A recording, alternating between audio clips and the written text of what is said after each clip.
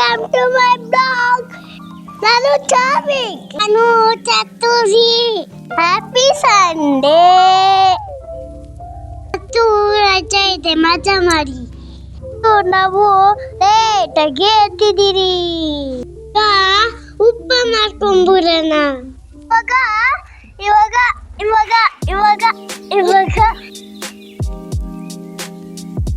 ಬೆಳೆ ಹಾಕಿ ಬೇಯಿಸ್ಕೊಳ್ಳೋಣ.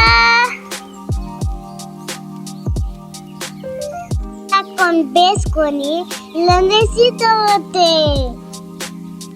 ಎಲ್ಲ ರೆಡಿ ಮಾಡ್ಕೊಡೋಣ.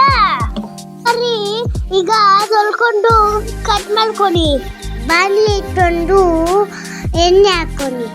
ಹಸಿರು ಹಾಕೊಂಡು ಪಟ ಪಟ ಅನ್ಕೊಳ್ಳಿ. ಏನ್ ಹಾಕೋಬೇಕಂದ್ರೆ ಕಡಲೆ ಬೀಜ.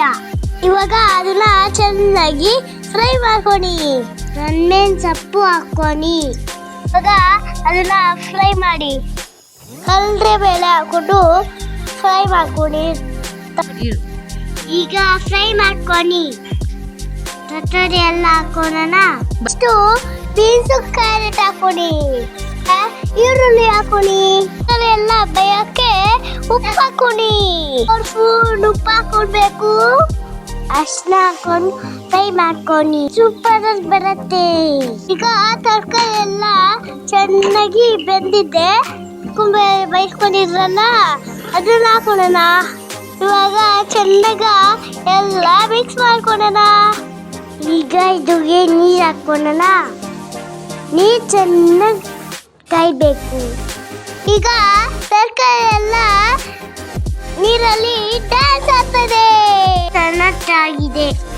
ರವೆ ಹಾಕೊಳ್ಳಿ. ಮಿಕ್ಸ್ ಮಾಡ್ಕೊಂಡು ರವೆ ಹಾಕೊಳ್ಳಿ. ರವೆ ಎಲ್ಲ ಬಾಲ್ ಬಾಲ್ ಆಗೋಗುತ್ತೆ. ಮಿಕ್ಸ್ ಮಾಡಿ, ಇಲ್ಲ ಅಂದ್ರೆ ಚೆನ್ನಾಗಿ ಬೇಯಲ್ಲ. ಕಡಿಮೆ ಇಟ್ಕೊಂಡು ಚೆನ್ನಾಗಿ ಬೇಯಿಸ್ಕೊಳ್ಳಿ. ನೋಡಿ, ಇವಾಗ ಉಪ್ಪಿಟ್ಟು ರೆಡಿ ಆಗಿದೆ. ಕಡಿಮೆ ಸೊಪ್ಪು ಹಾಕೊಳ್ಳಿ. ರಸ ಹಾಕೊಳ್ಳಿ. ಗ್ಯಾಸ್ ಆಫ್ ಮಾಡಿ, ಕ್ಲೋಸ್ ಮಾಡಿ. ಅದು ಮೆತ್ತಗೆ ಬೇಯ್ಕೊಳ್ಳುತ್ತೆ. ಮಕ್ಕಳ ಕೈಯಲ್ಲಿ ಈ ಥರ ಹೇಳ್ಸೋದ್ರಿಂದ ಅವ್ರಿಗೆ ಕಾನ್ಫಿಡೆನ್ಸ್ ಬರುತ್ತೆ, ಮತ್ತೆ ಧೈರ್ಯ ಕೂಡ ಬರುತ್ತೆ.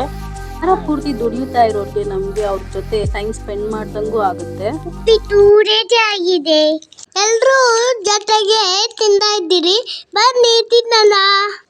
Thank you for watching. Please like and subscribe. Love you.